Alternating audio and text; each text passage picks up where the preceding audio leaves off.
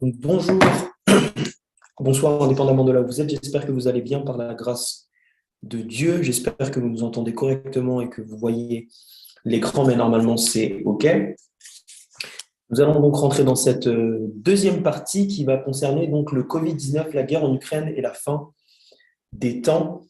Et on va essayer, par la grâce de Dieu, de voir comment ces événements se dégoupillent dans ce que j'appelle et ce qu'on appelle, nous, l'agenda prophétique. Je vous invite à incliner la tête, on a beaucoup d'informations à partager, donc on va prier.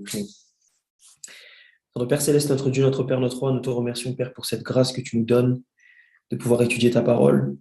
Père éternel, tu sais que nous ne sommes rien, Seigneur Dieu, devant ta face. Tu nous dis dans ta parole, dans Romains, Seigneur Dieu, que tous ont péché et sont privés de ta gloire.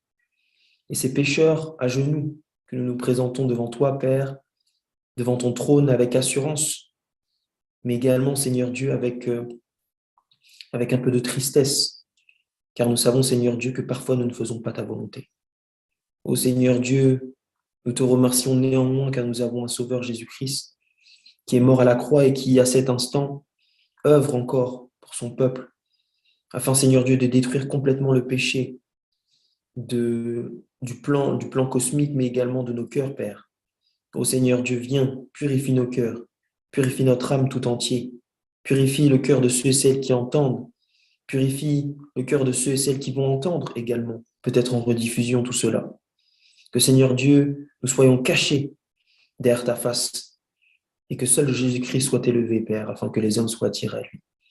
Je réclame la puissance de ton Saint-Esprit personnellement, enfin Seigneur Dieu, que tu parles à travers moi, que rien de ce que je puisse dire ne vienne pas de toi, Père.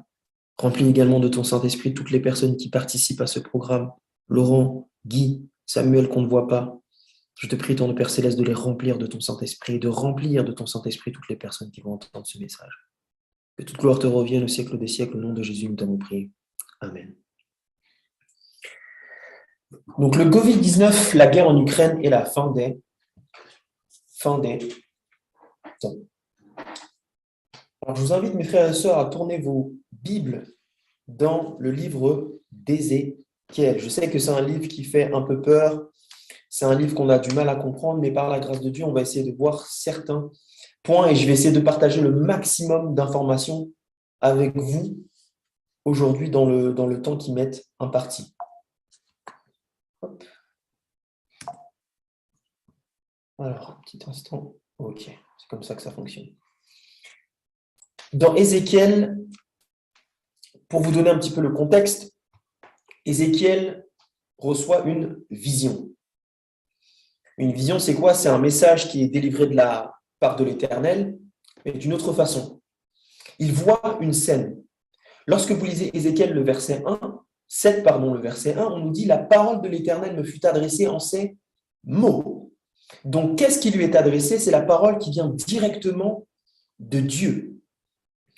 Et ici, Ézéchiel a une vision. Et la vision dit ceci. « Et toi, fils de l'homme, ainsi parle le Seigneur l'Éternel sur le pays d'Israël. Voici la fin. La fin vient sur les 4 extrémités du pays. » Pour vous donner le contexte d'abord général de Ézéchiel 7. Ici, il y a un contexte qui est d'abord littéral. Lorsqu'on fait l'exégèse, on voit qu'ici, on nous parle, et je n'ai pas le temps de vous le démontrer, mais du moment en fait où Israël allait rentrer en captivité à Babylone. Et donc, Ézéchiel va voir cette scène. Comme je vous le montre ici. Donc, le premier contexte direct et littéral, c'est celui en fait de la captivité d'Israël à Babylone par le roi que vous connaissez tous, le roi Nebuchadnezzar. Maintenant, mes frères et sœurs, il y a toujours un contexte micro et un contexte maso, c'est-à-dire un contexte en fait spirituel général. Ici, il y a un type qui est donc la captivité d'Israël à Babylone, et il y a également un antitype. Rappelez-vous ce que Paul disait. Il disait que les choses qui étaient arrivées avant n'étaient que des exemples de ce qui devait arriver à la fin des temps. Pareil pour Salomon lorsqu'il disait ce qui a été, c'est ce qui sera. Donc en fait, ce qui a été, type, c'est ce qui sera, donc antitype. Maintenant, comment comprendre et savoir de quelle fin ici on parle? Parce qu'ici, on parle d'une fin. Il suffit juste de lire le texte et le texte nous dit que c'est une fin qui vient sur les 4 extrémités du pays. Maintenant, lorsqu'on parle de 4 extrémités du pays dans la Bible, qu'est-ce que ça veut nous dire? Lorsqu'on décrypte cela, dans Apocalypse 7, le verset 1, on nous parle justement des 4 anges qui sont aux 4 coins de la terre, lorsqu'on lit le verset 1 que je vous ai mis sur l'écran. Et ils retiennent donc les 4 vents de la terre, afin qu'il ne soufflât point de vent sur la terre, ni sur la mer, ni sur aucun arbre. Donc, lorsqu'on parle des 4 extrémités de la terre, on parle de quoi? On parle de toute la terre. Puisque, rappelez-vous, dans le contexte de Apocalypse 7, on nous parle des 4 anges qui sont prêts à relâcher les vents, qui sont prêts, la colère de Dieu donc est prête à être déversée. Et Jean va voir la vision et il va entendre une voix forte qui va dire aux 4 anges, slow down, stop, stop, stop, stop, stop, ne faites de mal ni à la terre, ni à la mer, entre parenthèses, ni à aucun arbre, et ne faites point de mal, etc., jusqu'à ce que nous ayons marqué du sceau le front des serviteurs de notre Dieu. Autrement dit, ne déverse pas encore les coupes sur la terre, sur toute la terre, parce que les serviteurs de Dieu, c'est le mot ici, doulos, doivent être scellés. Donc, lorsqu'on parle de 4 extrémités dans Ézéchiel, mes frères et sœurs, on parle de quoi? De toute la terre. Et par conséquent, lorsqu'on parle de l'antitype, lorsqu'on parle de la fin qui vient sur les 4 extrémités, on parle d'une fin donc du monde, mes frères et sœurs. Donc, il y a donc 2 applications. Une qui est liée littéralement à la captivité d'Israël, contexte direct et historique de la vision, mais il y a une portée spirituelle qui nous parlera donc de la fin du monde, c'est-à-dire au retour de Jésus. Maintenant, mes frères et sœurs, quel est le lien avec le Covid-19, l'Ukraine et la fin des temps? Quel est donc le lien que l'on a, nous, avec ces événements aujourd'hui? Quelle indication Dieu nous donne par rapport à l'agenda prophétique? Laissez-moi d'ailleurs vous donner la structure globale de Ézéchiel 7 à Ézéchiel 9. Vous allez voir, c'est très simple. Ézéchiel 7, on vient de le voir, je vous l'ai démontré rapidement, nous parle de quoi? Nous parle de la fin du monde, dans l'antitype. Dans le type, c'était quoi? Captivité d'Israël à Babylone. Maintenant, juste après, il y a le chapitre d'Ézéchiel 7 qui, lui, nous parle d'un événement. Rappelez-vous, Ézéchiel 8, le verset 16, je ne l'ai pas mis, mais qui nous parle d'une vision que Ézéchiel a et il va rentrer dans la maison de l'Éternel. Et il va voir qu'il y a environ 25 hommes, le verset 16, qui tournent le dos au temple et le visage vers l'Orient et qui se prosternent à l'Orient devant quoi? Devant le soleil. On parle ici de l'adoration du soleil. L'antitype, à la fin des temps, qu'est-ce qu'il y aura? Il y aura une adoration qui sera faite au jour du soleil, c'est-à-dire le Sunday, le dimanche. Il y aura un décret. Ézéchiel 7 nous décrit la fin du monde. Ézéchiel 8, dans l'antitype, nous décrit le décret de l'adoration du soleil. Et Ézéchiel 9 vient ensuite. Et rappelez-vous, qu'est-ce qui se passait dans Ézéchiel 9 si vous lisez le verset 4? On nous parle ici d'un ange qui va venir quoi? Sceller son peuple. Un peu comme, vous vous rappelez l'histoire de Exode, je crois que c'est Exode 19 ou Exode 7, je ne me rappelle plus, 16, pardon, où il devait mettre quelque chose sur leur linteau pour que l'ange de la mort passe, reconnaissent, oh, il y a une marque sur leur maison, il y a une marque devant leur porte. Pareil ici dans Ézéchiel 9, on nous parle du scellement, de comment ceux et celles qui ont été fidèles face à l'adoration du soleil, ceux qui ont refusé d'adorer le soleil, comment ces personnes-là, qui ont été déclarées fidèles, donc les serviteurs de Dieu, vont donc être scellés, mes frères et sœurs. Et donc, nous, on le sait, si on fait le lien avec la fin des temps, ça nous donne ceci. Quand on arrivera donc à la fin du monde, Ézéchiel 7, nous verrons un décret pour l'adoration du dimanche, Ézéchiel 8.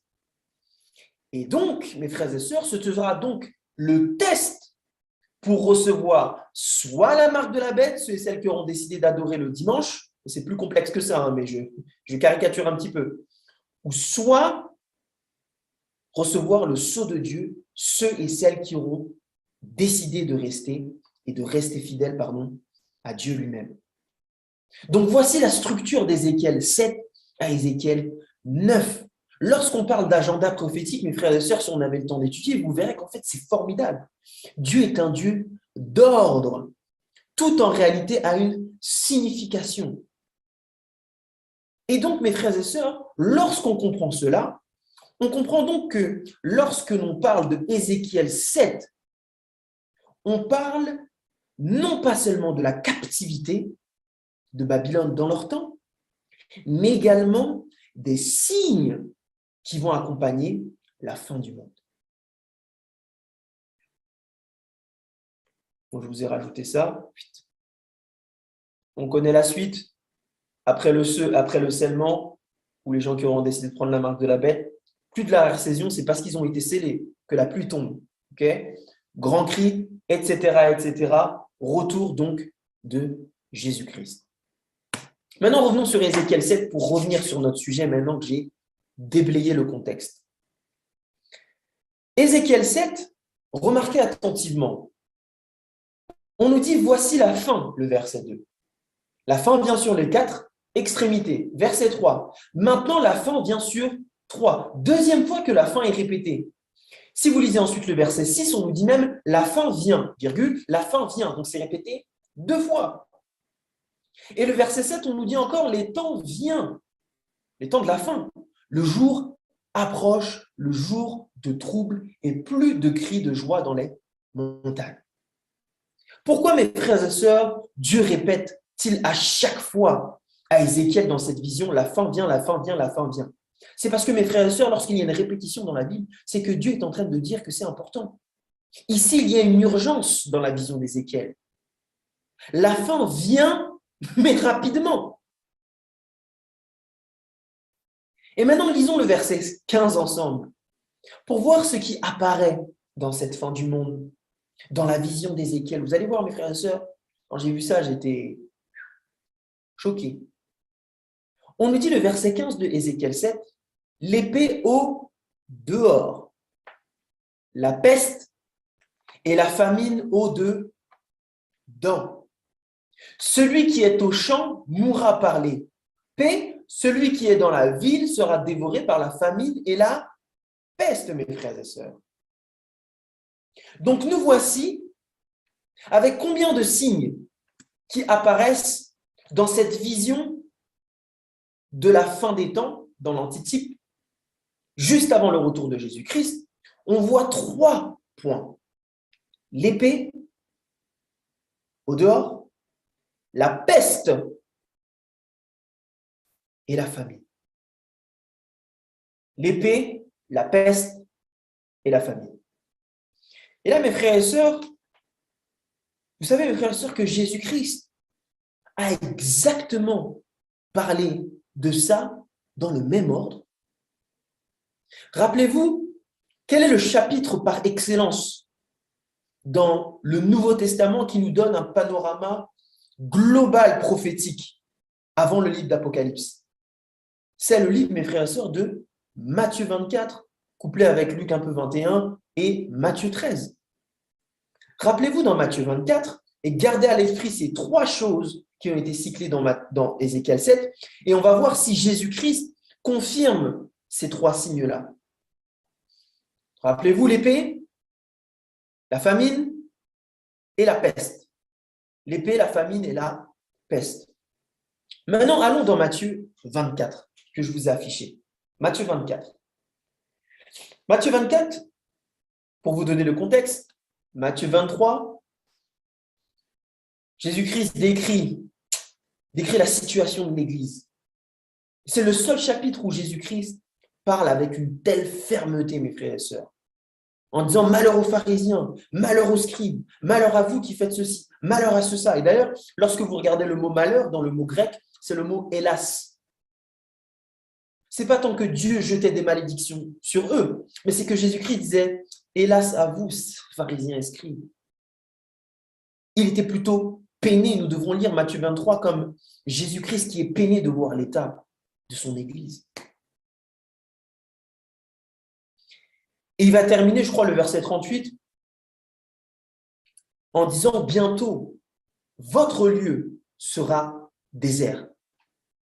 Maintenant, Jésus-Christ était toujours accompagné de ses disciples et les disciples ont entendu ça. Et nous voici du coup dans Matthieu 24. Et Jésus va sortir du temple, donc Jésus-Christ allait à l'église. Amen. Jésus-Christ sort de l'église, il va dans la nature, sur la montagne des Oliviers, et les disciples lui posent une question et lui disent « Jésus, dis-nous quand cela arrivera-t-il? Et quel sera le signe de ton avènement et de la fin des temps ?» Les disciples donc vont être, comment dire, ils vont se poser des questions, ils vont dire « Mais Seigneur Dieu, tu vas dire que le lieu va être désert, mais c'est quand que cela va arriver? Et si tu nous dis que le temple va être désert détruit, ça veut dire que si le temple est détruit, c'est la fin du monde. » C'était l'association que les disciples avaient. Destruction du temple est égale à fin du monde. Et les disciples donc vont lui demander quand. Quand, lorsqu'on parle de quand, c'est pas où, c'est pas qui. Quand, c'est une temporalité. Donc ici, les disciples posent bien une question sur la temporalité des événements. Je n'ai pas le temps de creuser sur ça, mais on va rester sur ça. Le deuxième point qu'on peut voir, c'est que on parle des signes d'avènement et de la fin du monde. Lorsqu'on parle du monde, on parle d'une universalité. C'est-à-dire que ces signes-là doivent être soit à l'échelle mondiale, soit à une intensité mondiale, soit ont un impact universel. Parce que vous savez qu'il y a beaucoup de gens qui, la manière dont on interprète Matthieu 24, il y a des gens qui disent oui, mais certains des signes, parce qu'il y a une application littérale, peut-être qu'on les verra, je ne sais pas si on aura le temps, nous disent ah, mais c'était des événements qui sont passés seulement aux États-Unis, etc. Oui, mais l'impact, mes frères et sœurs, était mondial. L'impact était mondial. Donc, c'est soit à l'échelle, soit l'intensité, soit l'impact qui est universel. Et j'ai mis le troisième point que j'ai redit tout à l'heure, donc qui concerne la fin du monde. Donc, peu importe ce que sont ces signes-là, ils doivent rentrer dans ce spectre, dans ce spectre-là. Maintenant, question. Dans Ézéchiel 7, il y avait deux applications. Il y avait une application du type, c'est-à-dire captivité de Babylone, et il y avait une application à la fin du monde au retour de Jésus-Christ. Est-ce le cas, mes frères et sœurs, dans Matthieu 24? Non, on le sait. En tant qu'adventiste du 7e jour, et je n'ai pas le temps de vous faire la démonstration, on sait que littéralement, dans leur contexte, dans leur époque, ces signes qui ont été décrits sont arrivés, notamment lors de la destruction de Jérusalem en l'an 70 après Jésus-Christ. Première application.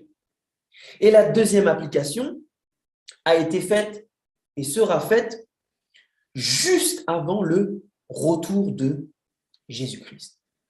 Donc nous, ce qui va nous intéresser, ce n'est pas tant la destruction de Jérusalem en l'an 70, ça on pourra le faire, Mais nous, ce qui va nous intéresser, c'est tous les événements qui ont un lien avec le retour de Jésus-Christ, c'est-à-dire dans notre génération, comme le dit Matthieu 24. Maintenant, voyons un petit peu Matthieu 24. Matthieu 24, on va lire du verset 4 au verset, on verra, jusqu'au verset peut-être 14. Jésus leur répondit, c'est la première chose que Dieu dit concernant les signes. Prenez garde que personne ne vous séduise. Si vous voyez, mes frères et sœurs, qu'il y a une grande séduction, il y a des hommes et des femmes qui se prennent pour des gourous. Il y a des gourous dans tous les sens, dans toutes les dénominations. Il y a des personnes qui font entrer des doctrines, des fausses doctrines, dans toutes les dénominations. On l'a vu il n'y a pas longtemps, il y a eu l'histoire de comment il s'appelle vous savez, le grand, il s'appelle Zacharia, je crois, je ne me rappelle plus. Ravi Zacharia. Quand il est mort, ils ont découvert que la personne, en fait, violait des personnes, violait des femmes à sa mort. Sûrement l'un des plus grands, peut-être des grands enseignants au niveau de l'apologétique du XXIe siècle, Ravi Zacharia.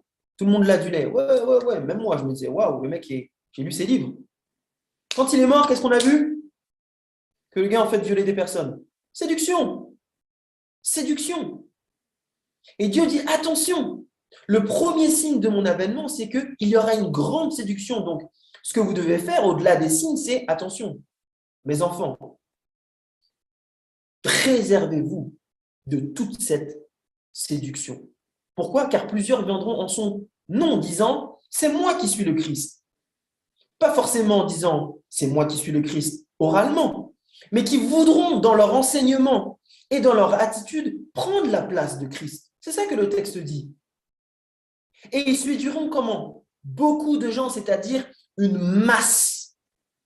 L'erreur, mes frères et sœurs, lorsqu'on étudie les prophéties, est dans la masse. Et la vérité est toujours dans la minorité. Et regardez le verset 6. On nous dit, vous entendrez parler de guerre et de bruit de guerre. Gardez-vous d'être troublés, car il faut que ces choses arrivent. Mais ce ne sera pas encore la fin. Une nation s'élèvera contre une autre nation, un royaume contre un autre royaume. Il y aura en divers lieux des famines, des tremblements de terre. Et tout cela ne sera que les commencements de douleur. Et le verset 9, on va s'arrêter là. Alors on vous livrera au tourment et l'on vous fera mourir et vous serez haïs de toutes les nations à cause de mon nom. Donc lorsqu'on lit d'abord le verset 9, j'aime bien commencer par la fin. Tout ce qui précède le verset 9 va donc venir avant la persécution. Je ne sais pas si vous avez compris. Le verset 9 nous dit que ces événements-là vont donc précipiter la persécution des élus. Donc, tout ce qui vient avant arrivera en réalité juste avant quoi? La marque de la bête. Je n'ai pas le temps de vous montrer. Mais si vous lisez 1 Roi 18, vous allez voir que, même dans toute la Bible, il y a persécution lorsque le peuple de Dieu se tient debout. Là, vous étudiez en ce moment le chapitre de Daniel avec Guy. Vous voyez bien, lorsque Daniel et ses compagnons ont tenu debout face au roi, qu'est-ce qui s'est passé? On les a pris et on a essayé on les a jetés même à plusieurs reprises pour les faire tuer. Persécution vient quand en fait il y a un conflit d'adoration et que le peuple de Dieu décide de rester debout. Ceux et celles qui sont persécutés, ce sont ceux et celles donc qui ont représenté correctement le nom de Dieu. Donc tous les événements qui arrivent avant la marque de la bête. J'avais fait toute une étude pour montrer ça d'une manière claire, mais là je n'ai pas le temps parce que ce n'est pas ça le sujet. Donc ici, mes frères et sœurs, il y a, je le répète, deux applications dans ce chapitre de Matthieu 24. Une application qui a été réalisée dans leur temps vers la destruction de Jérusalem. Et il y a une deuxième application qui nous concerne, nous, à la fin des temps. Maintenant, mes frères et sœurs, Matthieu 24, dans la Louis II, je vous déconseille de le lire. Pourquoi? Parce que la Louis II est très éloignée du texte original. Lorsque vous lisez dans la version Darby, Martin ou la meilleure version, c'est la meilleure version, la version la plus proche des textes originaux, c'est la version King James. Et dans la version King James, relisons ensemble ce que dit la Bible. Et on va découvrir quelque chose, mes frères et sœurs, de formidable. Le verset 6, on nous dit « Et vous entendrez parler de guerre, de bruit de guerre. » Verset 7, « Des nations s'élèveront contre des nations, et des royaumes contre des royaumes. » Et regardez la suite du verset. « Il y aura des famines, et des pestes, et des tremblements de terre en divers lieux. » Et la Bible nous dit que toutes ces choses sont un commencement de douleur. Je vais revenir sur ça un peu plus tard. Maintenant, rappelez-vous, on essaie de faire le lien ici, de voir si dans Ézéchiel 7, on retrouve le même schéma prophétique dans Matthieu 24. Rappelez-vous, dans Ézéchiel 7, on nous donnait combien de signes? Il y en a d'autres, mais moi j'ai sélectionné ceux-là parce que c'est ceux-là qui vont nous concerner aujourd'hui, vous allez voir. L'épée, la peste et la famine. Je répète, l'épée, la peste et la famine. Maintenant, mes frères et sœurs, voyons-vous, est-ce que vous voyez ces trois signes dans Matthieu 24? On va relire ensemble. Vous entendrez parler de guerre. Mes frères et sœurs, l'épée, la guerre. Les nations s'élèveront contre les nations et les royaumes contre les royaumes. Ici, on parle de quoi, mes frères et sœurs? De guerre aussi. De guerre. Et ensuite, ici, juste après, on nous parle de quoi? De la famine et de la peste. Et ici, on a un détail qui vient en plus. On nous parle de tremblements de terre en divers lieux. On pourrait d'ailleurs remplacer ici tremblement de terre par dérèglement climatique. On verra peut-être ça tout à l'heure, mais je n'ai pas le temps de vous montrer ça. Mais est-ce que ici, vous voyez la similitude entre Ézéchiel 7, les signes qui doivent arriver à la fin dans l'antitype, et dans Matthieu 24, lorsqu'on regarde l'antitype, on retrouve exactement, mes frères et sœurs, les mêmes signes. La guerre représentée par l'épée dans Ézéchiel 7, la peste, même mot, la famine, et ici, il y a le tremblement de terre qui est mentionné.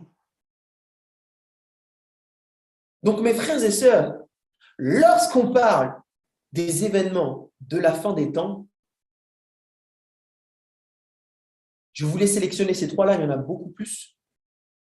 Mais étrangement, dans Ézéchiel 7 et Matthieu 24, on retrouve exactement les mêmes juste avant la fin des temps. Maintenant, on sait, nous, en tant qu'adventistes du 7e jour, parce qu'on est la religion de la parole, moi j'aime bien dire ça, on est le peuple du livre. On n'a aucune prétention, mais la seule prétention qu'on pourrait avoir, c'est que nous, on est sola scriptura. C'est tout. Et que l'écriture fait fi d'autorité pour nous. Et donc ici, on sait, nous, que la guerre, la peste, la famine et les tremblements de terre ont eux aussi une application littérale à la fin des temps.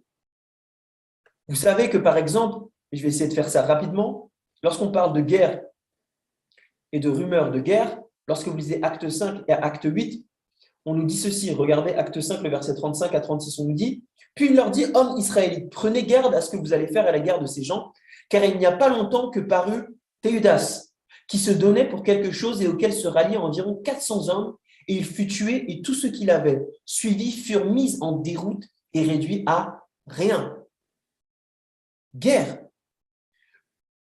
Lorsque vous lisez aussi Acte 8, on voit qu'en fait, dans le temps de la destruction de Jérusalem, dans ces eaux-là, il y a eu aussi des guerres. Donc, il y a eu un accomplissement des prophéties également à ce moment-là. Et la loi disait, dans le désir des âges, la page 628, donc je crois que c'est Jésus-Christ pour nous, avant la destruction de Jérusalem, les hommes se battaient pour la suprématie. Les empereurs étaient assassinés. Ceux qui devaient se tenir à côté du trône ont été massacrés. Il y avait regardez, reprend Matthieu 24, il y avait des guerres et des rumeurs de guerre. Flavius, en ce qui concerne la période après Néron, nous dit ceci.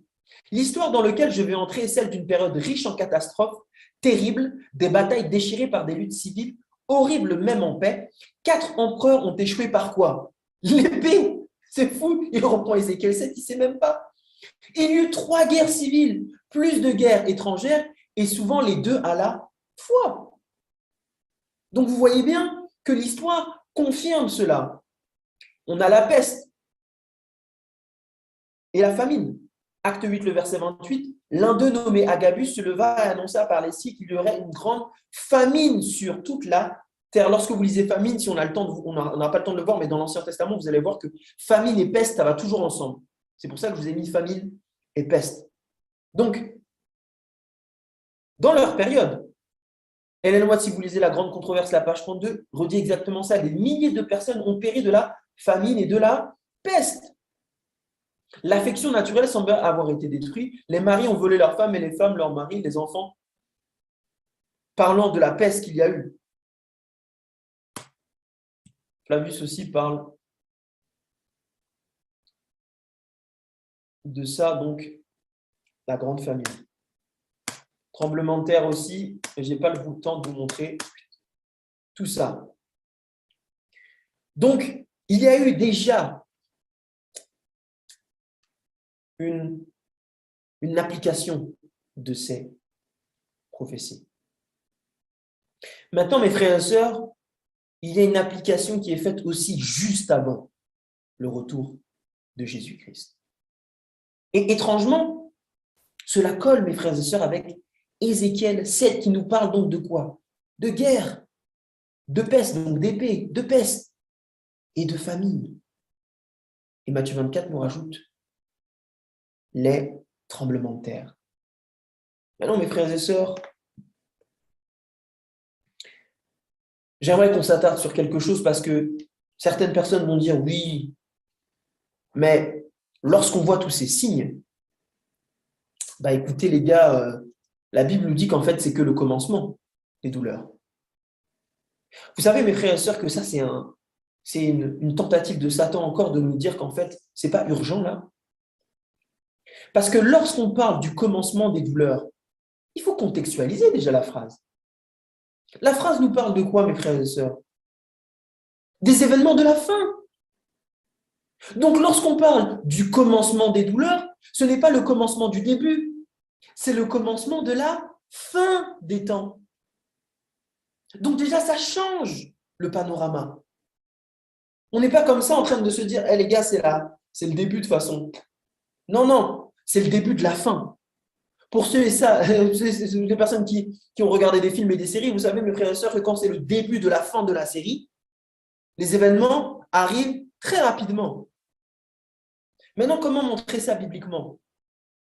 Lorsqu'on parle ici des commencements de douleur, lorsque vous regardez le mot douleur, c'est les douleurs qui sont liées à l'accouchement d'une femme.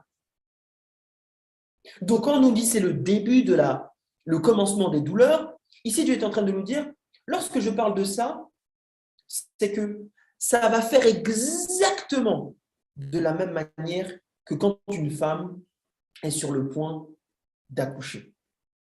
Vous savez que c'est exactement ce que disait Paul dans la lettre aux Thessaloniques, le chapitre 5, le verset 1, il va dire « Pour ce qui est du temps et des moments, vous n'avez pas besoin, frères, qu'on vous en écrive, car vous savez vous-même que le jour du Seigneur viendra comme un voleur dans la nuit. » Autrement dit, après 1844, arrêtez de mettre des dates. C'est ça ce que Paul disait. Quand les hommes diront paix et sûreté, alors la ruine soudaine les surprendra comme les douleurs de l'enfantement surprennent la femme enceinte. Maintenant, j'ai réfléchi à cette phrase-là, je me suis dit, mais qu'est-ce que dit Paul? Est-ce que Paul est en train de dire qu'une femme peut être enceinte sans savoir? Parce qu'il s'adresse à son peuple. Vous savez, frères et sœurs, qu'en lisant un article, et plusieurs articles et plusieurs témoignages, il y a des femmes qui ont accouché sans savoir qu'elles étaient enceintes. Vous saviez ça? Donc, de la même manière, il y a des personnes qui, lorsqu'ils vont voir les signes, vont même pas réaliser qu'en réalité, c'est les douleurs, c'est la faim. C'est le début de la fin. La femme est sur le point d'accoucher. Donc, les signes sont sur le point d'être réalisés rapidement. Parce que vous savez, mes frères et sœurs, entre le début de l'accouchement et la fin de l'accouchement, est-ce qu'il faut attendre 6 mois, 9 mois? Non. Pour ceux et celles qui ont des enfants, vous savez très bien que quand votre femme commence à avoir des contractions, vous savez que vous allez bientôt aller à l'hôpital, vous savez bien. Vous préparez le petit sac. Vous savez très bien, mes frères et sœurs, que l'accouchement, c'est pour bientôt. Donc, entre les contractions et l'enfant qui est délivré, le temps est très court. Donc, lorsque la Bible nous dit, mes frères et sœurs, que c'est le commencement des douleurs, ça veut dire, mes frères et sœurs, que le temps est court. Donc, lorsque l'on voit ces événements-là, mes frères et sœurs, ce n'est pas le début du début, c'est le début de la fin. Maintenant, rappelez-vous les signes. La guerre, la famine et la peste. Mes frères et sœurs, ne voyons-nous pas ça aujourd'hui? Est-ce qu'on ne voit pas ça aujourd'hui, mes frères et sœurs? Et quand je vous dis ça, si on avait le temps, je vous aurais montré qu'il y a eu des guerres avant. Il y a eu la Première, la Seconde Guerre mondiale, il y a eu des guerres. Mais je vous rappelle que Dieu nous dit, ça sera comme une femme qui accouche. Ma femme a eu des contractions avant les fameuses contractions rapides. Mais ça ne voulait pas dire que c'était l'accouchement. Mais étrangement, les mêmes signes, lorsqu'il y a la période de contraction forte jusqu'à l'accouchement, les mêmes signes avant-coureurs se répètent maintenant d'une manière rapide. Donc, lorsqu'on parle de guerre, de famine et de peste, oui, il y a eu des famines avant, oui, il y a eu de la peste avant, oui, il y a eu de la guerre. Mais jamais dans l'histoire, les événements se sont enchaînés comme ça d'une manière rapide. On a l'impression, mes frères et sœurs, que tout s'enchaîne. Tac, tac, tac, tac, tac. Donc, qu'en est-il des guerres aujourd'hui, mes frères et sœurs? Vous savez très bien. Il y a la guerre entre quoi? Entre la Russie et l'Ukraine. Maintenant, mes frères et sœurs, rappelez-vous dans Matthieu 24, ces signes-là, les signes avant le retour de Jésus-Christ, doivent être comment? Des signes de la fin du monde, c'est-à-dire qu'ils doivent en avoir soit un impact mondial, soit être à l'échelle mondiale, soit être géographiquement à l'échelle mondiale, mes frères et sœurs. Alors, on pourrait se dire, mais de toute façon, c'est que la guerre en Ukraine et en Russie, ça ne nous concerne pas. Vous savez, mes frères, que c'est totalement faux. Regardez ce que disait Le Monde. Comment la guerre en Ukraine a ébranlé l'ordre mondial. Lorsque vous lisez cet article-là, vous allez voir que le chancelier allemand Olaf Scholz et Emmanuel Macron ont dit que le conflit qu'il y avait en Russie et en Ukraine précipite l'Europe. Que c'est une nouvelle ère aujourd'hui qui clôt les 3 décennies de l'après-guerre froide. Vous savez, avec la chute, etc., de l'empire de l'URSS, etc., donc en 91. Donc c'est un conflit, ne soyons pas leurrés, c'est un conflit, mes frères et sœurs, qui est comment? Qui est mondial. D'ailleurs, plusieurs personnes parlaient de Troisième Guerre mondiale. À un moment donné, c'était chaud. Regardez ce que nous dit encore Le Monde, pour vous donner un exemple. La guerre en Ukraine, en direct, la Pologne a demandé à quoi? À l'OTAN de mettre en place une mission de paix en Ukraine. Maintenant, question, pourquoi je vous montre cet article-là? Parce que vous savez que c'est l'Europe qui est dans le conflit maintenant. Ce n'est pas seulement la Russie, l'Ukraine. C'est les pays européens. Mais derrière le pays européen, mes frères et sœurs, il se cache quelque chose. Et ce quelque chose, c'est l'OTAN. Mais derrière l'OTAN, il se cache autre chose. Mes frères et sœurs, la Pologne a demandé à l'OTAN de l'aide. Vous savez d'ailleurs que la France fait partie des pays qui fournissent des armes à Kiev. Donc, déjà, vous voyez très bien que c'est un conflit mondial. Mais l'OTAN est appelée en permanence depuis le début du conflit à la rescousse. Et l'OTAN, c'est quoi?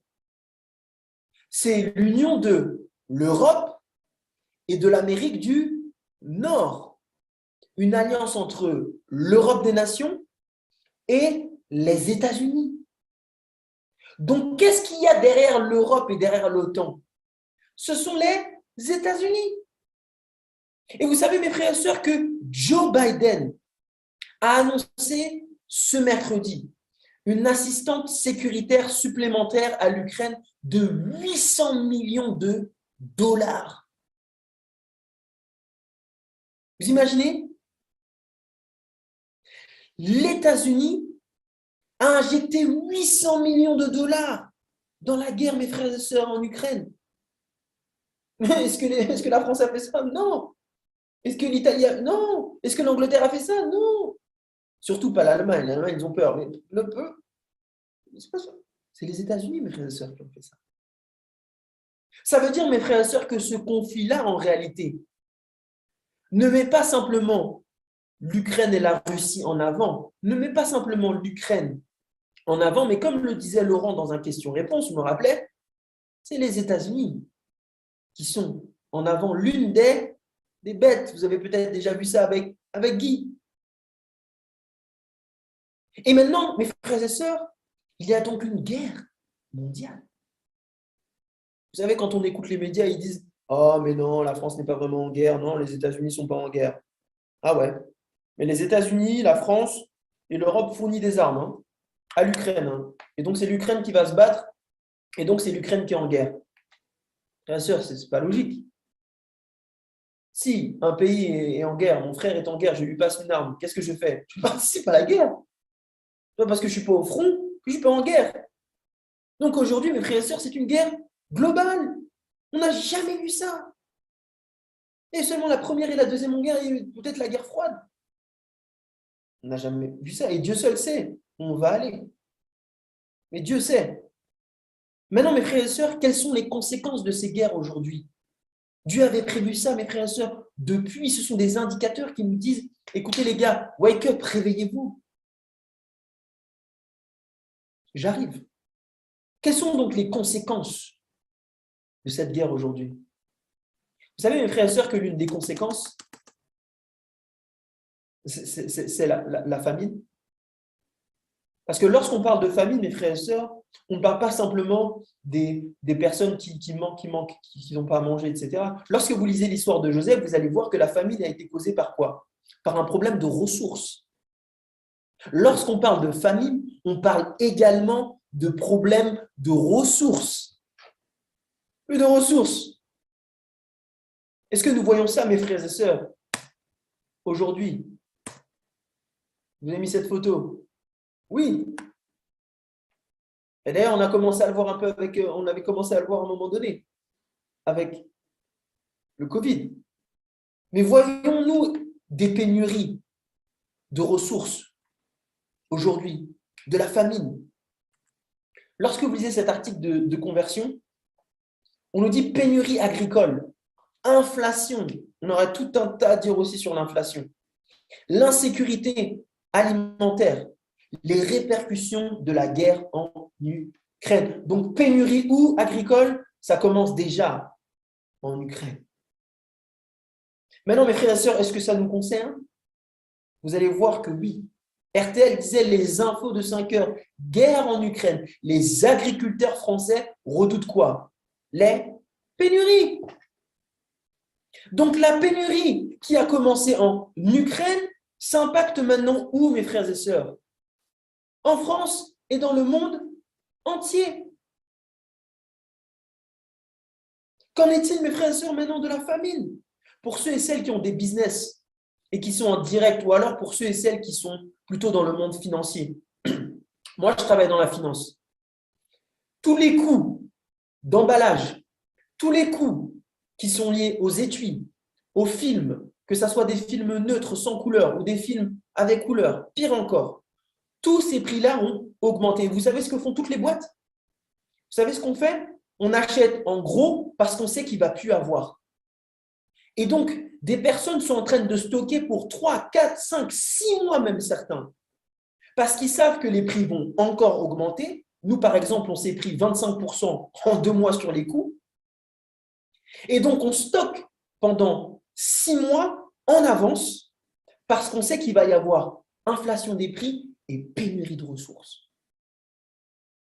Toutes les entreprises, les gens savent, vous savez, ceux qui ont des business, vous savez que les prix ont augmenté plus 25, plus 30, plus 35, plus 50%, mes frères et sœurs, pour l'énergie. Et regardez ce que le monde nous dit par rapport à la faim dans le monde. Vous savez qu'il n'y a jamais autant de familles dans le monde. Je vous dis, c'est incroyable lorsque vous regardez les chiffres. Et regardez ce que dit l'ONU. Plus de 45 millions de personnes sont proches de la famine. En plus de ceux qui sont dans la famine. Hein. En raison notamment de quoi? Des conflits, des guerres.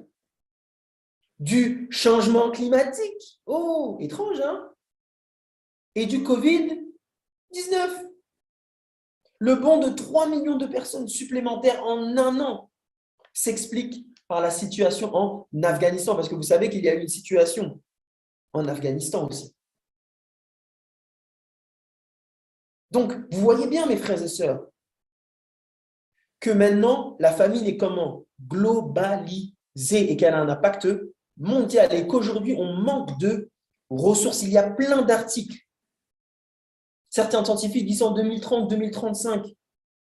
Moi, je leur laisse déposer des dates. Je vous relate ce qu'ils disent. Pénurie de ressources primaires. Pénurie de pétrole 2050, 2045. Pénurie.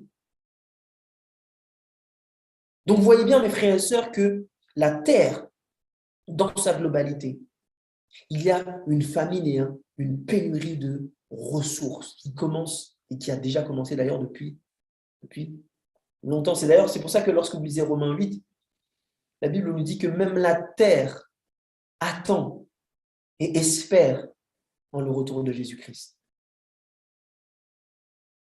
Parce que mes frères et sœurs, on est en train d'arriver à un point qui est critique. Et le texte de cet article nous parle du Covid, que le Covid a eu un impact aussi sur la famine dans le monde. Et on arrive donc sur le point de la peste. Vous savez, mes frères et sœurs, que lorsque vous regardez le mot peste dans la Bible, c'est le mot épidémie. Maintenant, mes frères et sœurs, est-ce qu'on parle d'épidémie dans Matthieu 24? On ne parle pas d'épidémie. On parle d'une épidémie qui est comment? Mondiale, puisqu'ici, on nous parle des événements de la fin du monde. Donc, ça concerne la fin du monde. Donc, ici, on nous parle en réalité d'une pandémie. Et rappelez-vous, ces signes-là arrivent quand? Avant la persécution. Donc, avant la marque de la bête. On le voit aujourd'hui, mes frères et sœurs. On pensait qu'on en avait fini avec le Covid. Les gens disaient, ah, c'est fini. Il y a la guerre en Ukraine, etc. Mais moi, je me suis dit, ouf, c'est peut-être un peu fini, là. Il va y avoir sûrement autre chose, mais l'OMS, mes frères et sœurs, sorti un article le 17 mars. Je crois que c'était hier ou avant-hier. Covid-19, l'Organisation mondiale de la santé, donc l'OMS, s'inquiète face à la reprise des cas. Sans compter que le BA2 est le variant le plus contagieux du virus. Vous voyez, mes frères et sœurs? Alors certes, c'est toujours un taux de mortalité qui est bas, mais ici, on parle d'une pandémie qui est comment? Mondiale. La Chine même. Retour au confinement. Et l'article de la Croix nous dit que la politique du zéro Covid pourrait s'infléchir. Ils ont remis les gens en quarantaine. Donc, vous voyez bien, mes frères et sœurs, qu'on est dans ce temps-là. On est dans ce temps-là, mes frères et sœurs.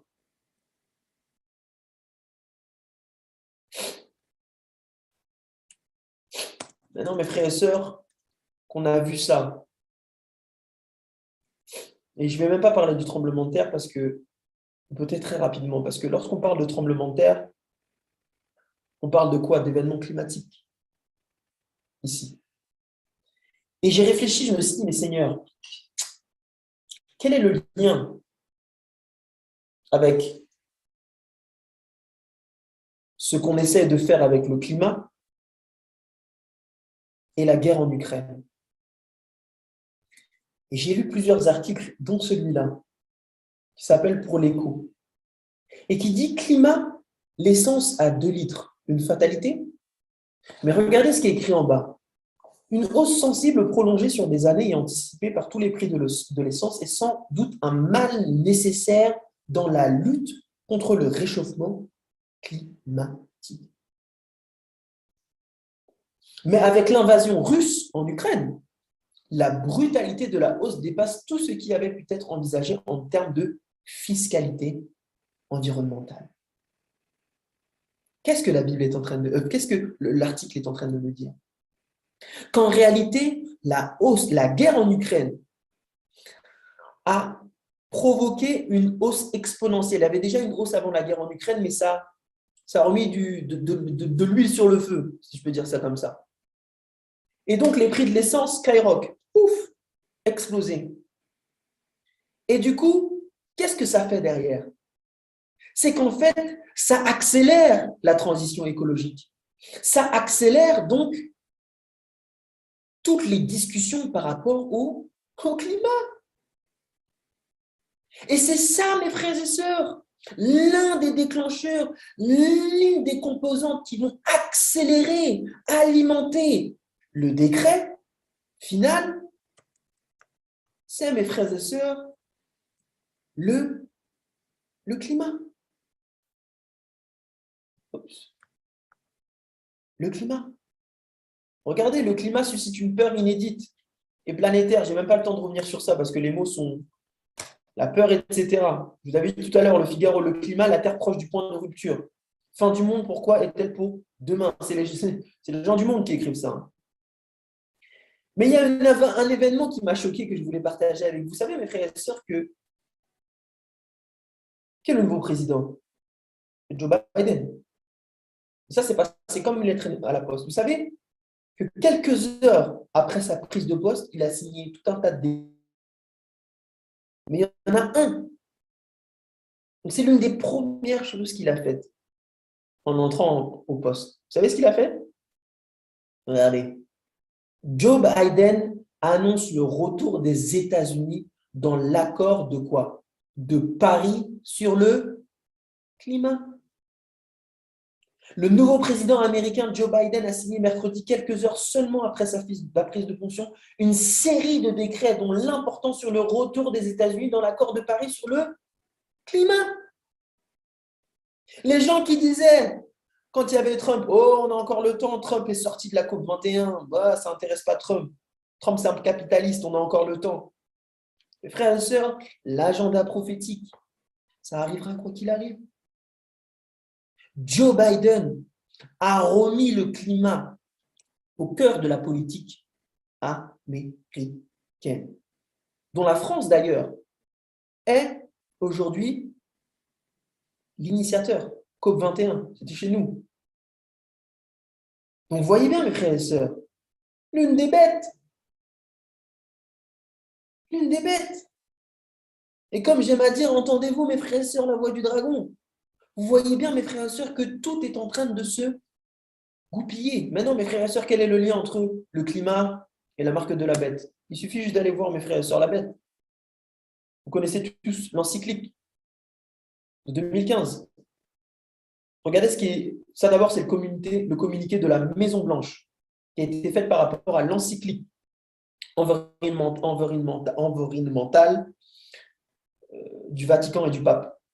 Regardez ce que va dire les États-Unis. Hein. Regardez bien. Je salue l'encyclique de la sainteté Pape François et j'admire profondément la décision du pape de plaider clairement avec puissance et toute autorité morale de sa position. Mais le beurre, là. En faveur d'une action contre le changement climatique mondial. Je crois que les États-Unis doivent jouer un rôle de premier plan dans cet effort. Ce n'est pas, mes frères et sœurs, ce qui est en train de se passer. Et oui, La bête, mes frères et sœurs, crie. Crie. Maintenant, quel est le lien, mes frères et sœurs? Vous savez que dans l'encyclique, il fait très bien le lien entre le climat, l'agenda climatique et le jour d'adoration. Si vous lisez la page 68 de la déclaration du pape et du Vatican, on nous dit que cette responsabilité de la terre de Dieu signifie que les êtres humains dotés d'intelligence doivent respecter les lois de la nature et le délicat équilibre existant entre les créatures de ce monde. Il va prendre des versets bibliques. Dans le même temps, dans le même sens, le 7e jour, le repos, donc pour eux qui est le dimanche, mais qui est dans la Bible, le sabbat, le samedi, est destiné non seulement aux êtres humains, mais également afin que votre bœuf, et ici de la Bible, et votre âne puissent se reposer. Donc il est en train de dire insidieusement, hé les gars, pour que la terre se repose, il faut qu'on se repose un jour. Page 71, la tradition biblique montre clairement que ce renouveau implique de retrouver et de respecter les rythmes inscrits dans la nature par la main du Créateur. Nous voyons cela, par exemple, dans la loi du sabbat. Le 7e jour, Dieu s'est reposé de tout son travail et il a commandé Israël de se réserver chaque 7e jour un jour de repos. Donc, voyez bien, mes frères et sœurs, que tous ces événements, la guerre que nous voyons, la peste, l'épidémie, la pandémie mondiale, la famine, le manque de ressources, les personnes n'ont jamais été aussi pauvres. J'écoutais une émission, je crois, sur BFM Business, qui disait que même si le SMIC a augmenté, l'inflation, en fait, est au-dessus.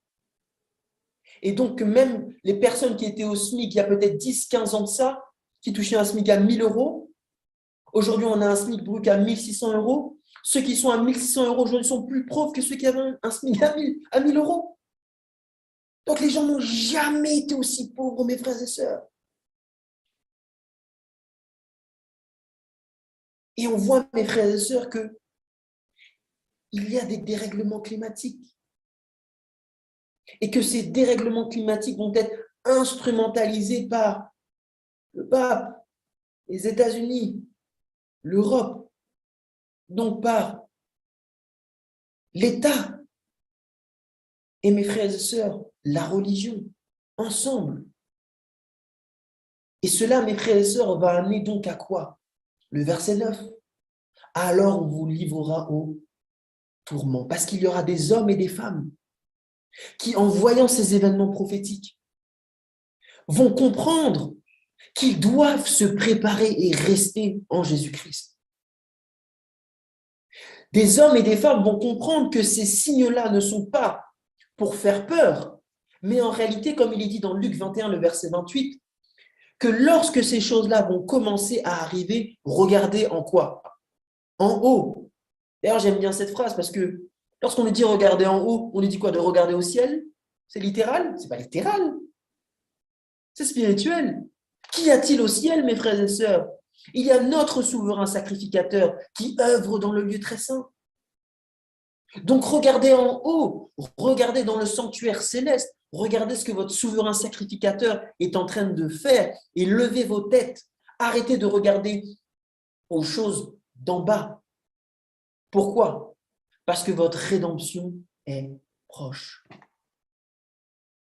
Autrement dit, mes frères et sœurs, les douleurs de l'enfantement, mes frères et sœurs, est sur le point de s'arrêter. Et c'est bien beau de dire quand les événements sont arrivés, de dire vous voyez, non, mes frères et sœurs, il faut dire avant. C'est ça la foi. C'est sur le point, mes frères et sœurs, de s'arrêter. Et la question que j'aimerais vous poser en ce matin et que je me pose, c'est sommes-nous prêts? Est-on prêt à recevoir Jésus-Christ? Avons-nous réellement reçu Jésus-Christ dans notre vie? Et pour ceux et celles qui ont reçu Jésus-Christ, ont-ils, persévérez-vous en Jésus-Christ?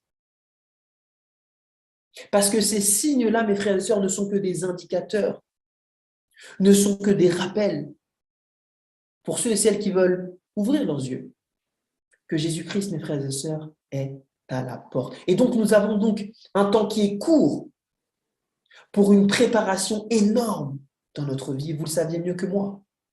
Vous luttez avec des choses. Je lutte avec des choses. Le pasteur que vous entendez lutte avec des choses. Le prédicateur lutte avec des choses. L'enfant même lutte avec ses tendances. Et vous voyez bien, mes frères et sœurs, que pour sortir de quelque chose de bon de nous, Dieu doit faire un travail énorme. On doit le laisser faire d'une manière profonde. Et ça prend du temps. Et pourtant, mes frères et sœurs, nous avons très peu de temps. Alors, mon appel, mes frères et sœurs, est très simple. En ce matin, pour vous qui avez entendu ce message-là, on aurait pu rentrer dans des détails, mais on va s'arrêter là. Seuls ceux et celles qui auront persévéré repartiront avec Jésus-Christ. Seuls ceux et celles, mes frères et sœurs, qui auront obéi. Parce que rappelez-vous, le sceau est mis sur les serviteurs. Et les serviteurs, mes frères et sœurs, si vous lisez Romains 6, c'est quoi? Le serviteur est le serviteur du maître à qui il obéit. Le sceau est mis sur ceux et celles, mes frères et sœurs, qui sont parfaits.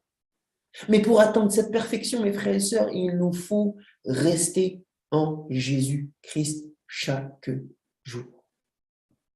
Frères et sœurs, Jésus-Christ est à la porte. L'avez-vous et voulez-vous le recevoir encore en ce matin? Mes frères et sœurs, moi je dis oui. Et j'espère, mes frères et sœurs, que tous ces événements-là vous ont ouvert les yeux sur l'urgence que vous avez. Non pas d'avoir peur, mais l'urgence que nous avons de mettre notre vie en Jésus-Christ et en règle avec Jésus-Christ pour être avec lui, mes frères et sœurs, d'éternité en éternité. Amen. Prions. Dans le Père Céleste, notre Dieu, notre Père, notre Roi, je te demande pardon si j'ai été trop long. Je te prie, ton Père Céleste, que tu puisses, Seigneur Dieu, ouvrir nos yeux et ouvrir notre cœur. Car, Seigneur Dieu, la porte est sur le point de se fermer. Tu es sur le point, Seigneur Dieu, de dire c'en est fait. Tu es sur le point, le décret est sur le point de passer. Mais la réalité, Père éternel, c'est que nous ne sommes pas prêts. Oh Seigneur Dieu, fais miséricorde. Fais miséricorde à ton peuple. Viens, Seigneur Dieu, et aide-nous à nous approcher de toi. Que ces événements, Seigneur Dieu, provoquent quelque chose en nous qui permette que nous puissions t'aimer plus et nous dire, Seigneur Dieu, qu'il n'y a de sécurité et de paix qu'en Jésus-Christ. Ô Seigneur Dieu, visite ton Église, afin, Seigneur Dieu, que ton Église reconnaisse les temps comme les cigognes reconnaissent la saison, comme il est dit dans Jérémie 8. Ô Seigneur Dieu, que ce message puisse être également redéversé auprès de ceux et celles qui en ont besoin, afin, Seigneur Dieu, que nous comprenons que nous sommes réellement à la fin des temps et que surtout, Père éternel, tu arrives bientôt. Bénis nos familles et nos enfants, Père, au nom de Jésus-Christ, et bénis la chaîne de Laurent. Au nom de Jésus, nous t'avons prié. Amen.